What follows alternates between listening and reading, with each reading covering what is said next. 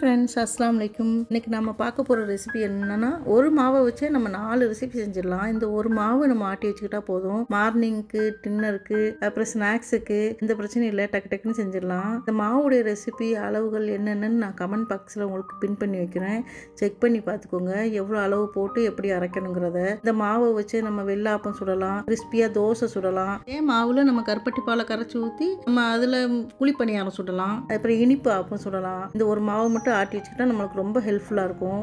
எப்படி வேணும்னா உங்களுக்கு சொல்லுங்கள், நான் வீடியோ எடுத்து போடுறேன். நிறைய பேர் வீடியோ பார்க்குறீங்க, ஆனால் யாரும் சப்ஸ்கிரைப் பண்ண மாட்டேங்கிறீங்க, கமெண்ட் பண்ண மாட்டேங்கிறீங்க. உங்களுக்கு வீடியோ பிடிச்சிருந்துச்சுன்னா சப்ஸ்கிரைப் பண்ணிக்கோங்க, லைக் பண்ணுங்கள், கமெண்ட் பண்ணுங்கள். அப்போ தான் அடுத்தடுத்து எனக்கு ஒரு வீடியோ போடுறதுக்கு இன்ட்ரெஸ்ட்டாக இருக்கும். இது ரமலான் மாதம் வரப்போகுது, அதுக்கான ஈஸியான ரெசிபீஸு, டிப்ஸ் அண்ட் ட்ரிக்ஸ் எல்லாமே வீடியோ எடுத்து போடலான்னு இருக்கேன். உங்களுக்கு வீடியோலாம் பார்க்கணுன்னு இன்ட்ரெஸ்ட் இருந்துச்சிங்கன்னா மறக்காமல் சப்ஸ்கிரைப் பண்ணி வச்சுக்கோங்க.